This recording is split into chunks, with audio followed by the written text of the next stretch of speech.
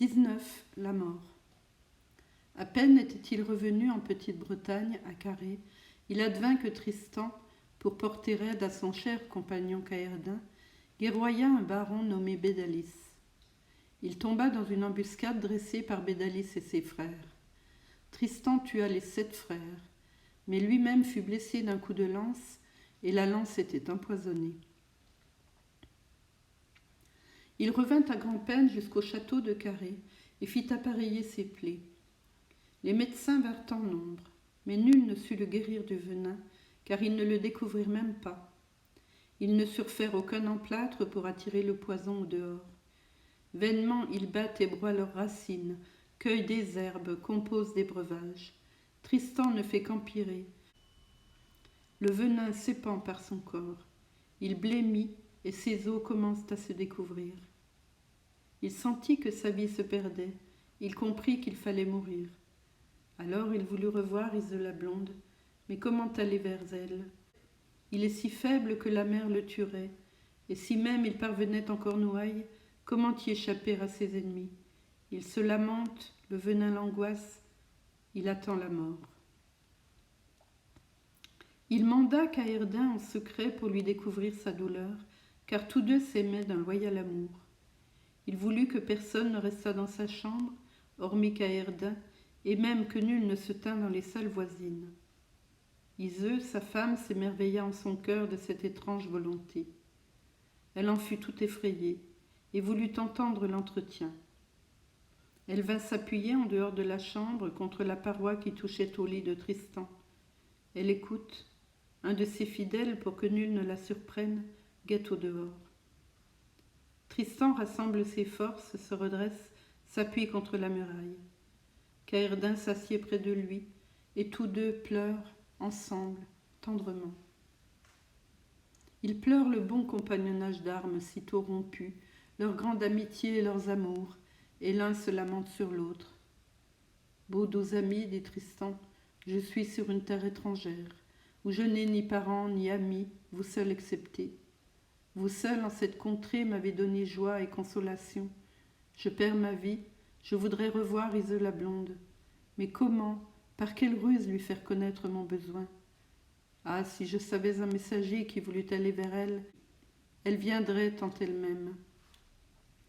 Caerdin, beau compagnon, par notre amitié, par la noblesse de votre cœur, par notre compagnonnage, je vous en requiers.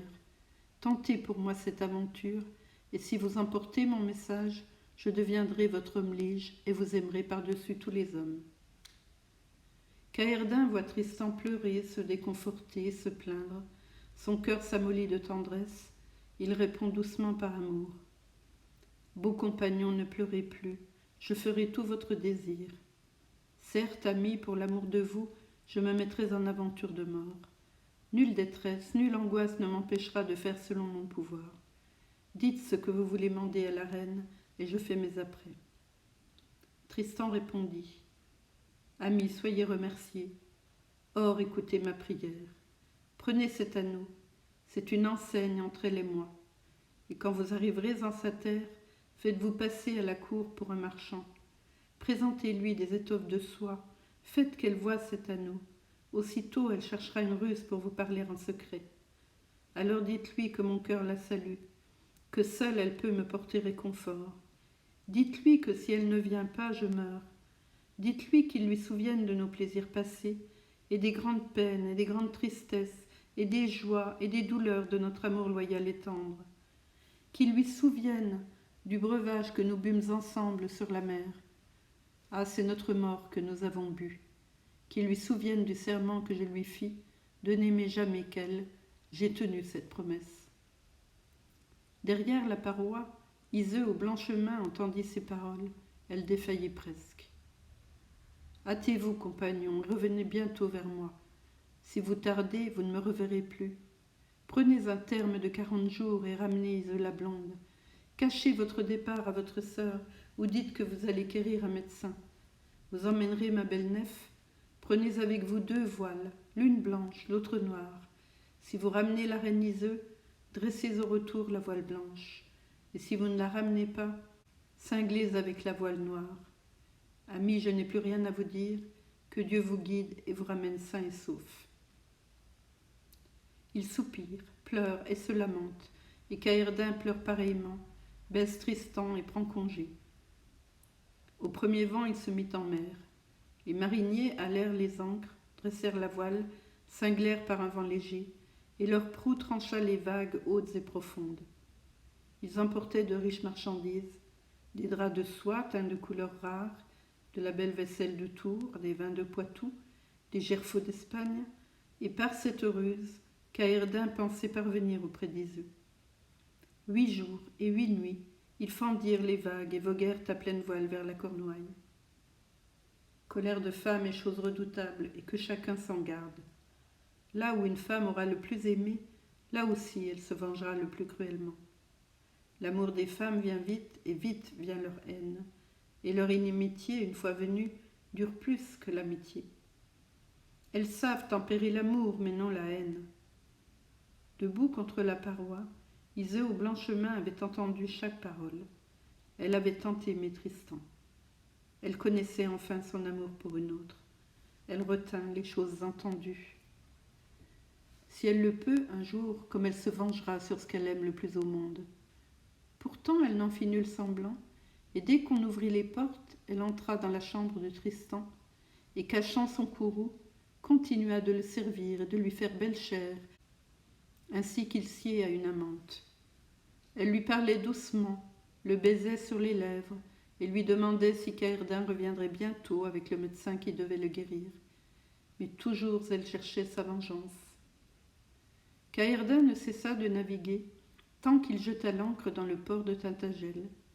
Il prit sur son poing un grand autour, il prit un drap de couleur rare, une coupe bien ciselée, il en fit présent au roi Marc, et lui demanda courtoisement sa sauvegarde et sa paix, afin qu'il pût trafiquer en sa terre, sans craindre nul dommage de chambellan ni de vicomte. Et le roi le lui octroya devant tous les hommes de son palais. Alors Caïrdin offrit à la reine un fermail ouvré d'or fin. « Reine, dit-il, l'or en est bon. » Et retirant de son doigt l'anneau de Tristan, il le mit à côté du joyau.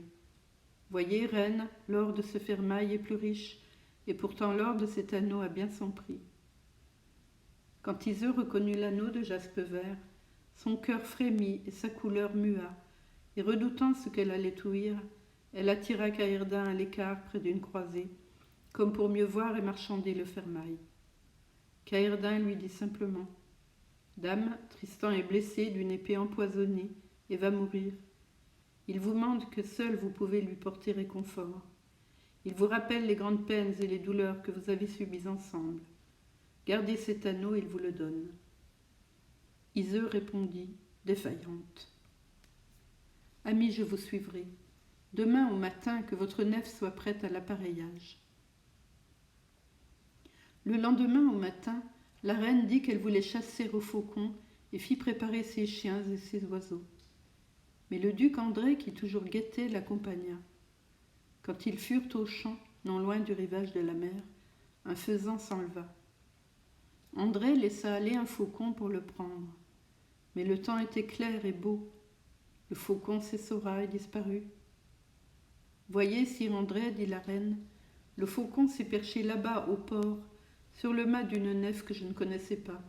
À qui est-elle ? » « Dame, fit André, c'est la nef de ce marchand de Bretagne qui hier vous présenta un fermail d'or. Allons-y reprendre notre faucon. » Caïrdin avait jeté une planche comme un ponceau de sa nef au rivage. Il vint à la rencontre de la reine. « Dame, s'il vous plaisait, vous entreriez dans ma nef, et je vous montrerai mes riches marchandises. »« Volontiers, sire, dit la reine. » Elle descend de cheval, va droit à la planche, la traverse, entre dans la nef. André veut la suivre et s'engage sur la planche, mais Caïrdin, debout sur le plat-bord, le frappe de son aviron. André trébuche et tombe dans la mer. Il veut se reprendre, Caïrdin le refrappe à coups d'aviron et le rabat sous les eaux, et crie : « Meurs, traître, voici ton salaire pour tout le mal que tu as fait souffrir à Tristan et à la reine Iseux. » Ainsi Dieu vengea les amants des félons qui les avaient tant haïs. Tous 4 sont morts, Guenelon, Gondoïne, Desnoalen, André. L'ancre était relevée, le mât dressé, la voile tendue. Le vent frais du matin bruissait dans les haubans et gonflait l'étoile. Hors du port, vers la haute mer, toute blanche et lumineuse, au loin sous les rayons du soleil, la nef s'élança. À Carré, Tristan languit. Il convoite la venue d'Iseux. Rien ne le conforte plus, et s'il vit encore, c'est qu'il l'attend. Chaque jour, il envoyait au rivage guetter si la nef revenait, et la couleur de sa voile. Nul autre désir ne lui tenait plus au cœur.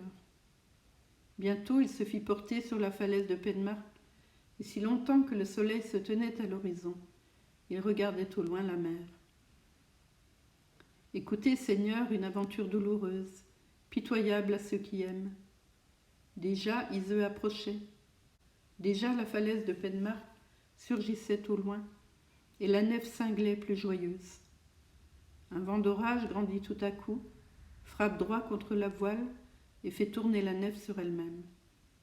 Les mariniers courent au lof et contre leur gré virent en arrière. Le vent fait rage, les vagues profondes s'émeuvent, l'air s'épaissit en ténèbres, la mer noircit, la pluie s'abat en rafales. Haubans et boulines se rompent, les mariniers baissent la voile et louvoient au gré de l'onde et du vent. Ils avaient, pour leur malheur, oublié de hisser à bord la barque amarrée à la poupe et qui suivait le sillage de la nef.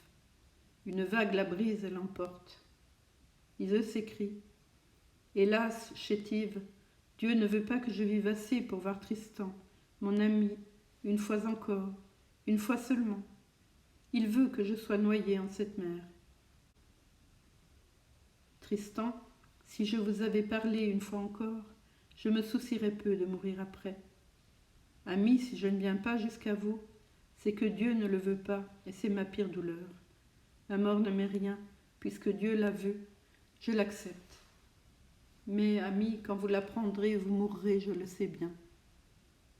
Notre amour est de telle guise que vous ne pouvez mourir sans moi, ni moi sans vous. Je vois votre mort devant moi en même temps que la mienne. Hélas, ami, j'ai failli à mon désir. Il était de mourir dans vos bras, d'être enseveli dans votre cercueil. Mais nous y avons failli. Je vais mourir seule et sans vous, disparaître dans la mer. Peut-être vous ne saurez pas ma mort, vous vivrez encore, attendant toujours que je vienne. Si Dieu le veut, vous guérirez même. Ah, peut-être après moi vous aimerez une autre femme, vous aimerez Iseux ou Blanchemin. Je ne sais ce qui sera de vous. Pour moi, ami, si je vous savais mort, je ne vivrais guère après. Que Dieu nous accorde, amis, ou que je vous guérisse, ou que nous mourions tous deux d'une même angoisse. Ainsi gémit la reine, tant que dura la tourmente. Mais après 5 jours, l'orage s'apaisa. Au plus haut du mât, Caerdin hissa joyeusement la voile blanche, afin que Tristan reconnût de plus loin sa couleur. Déjà, Caerdin voit la Bretagne.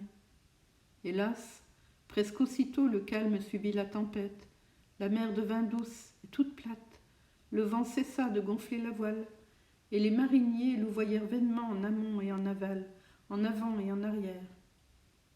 Au loin, ils apercevaient la côte, mais la tempête avait emporté leur barque, en sorte qu'ils ne pouvaient atterrir.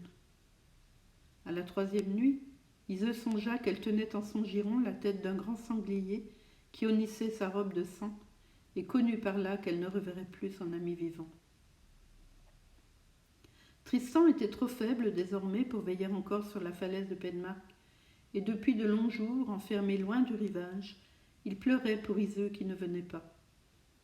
Dolent, hélas, il se plaint, soupire, s'agite, peu s'en faut qu'il ne meure de son désir. Enfin, le vent fraîchit et la voile blanche apparut.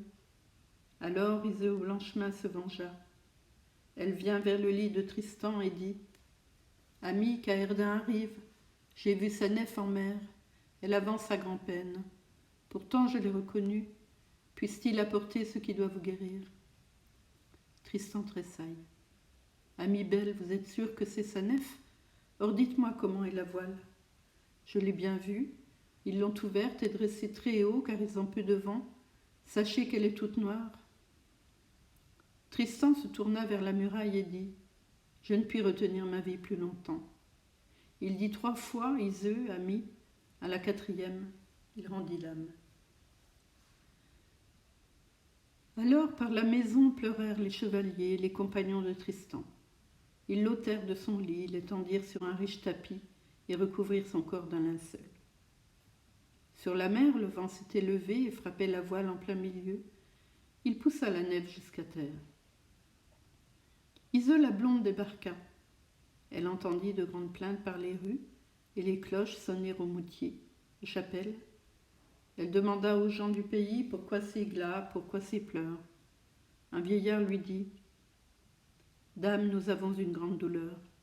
Tristan le franc, le preux, est mort. Il était large aux besogneux, secourable aux souffrants. C'est le pire désastre qui soit jamais tombé sur ce pays. » Iseux l'entend, elle ne peut dire une parole.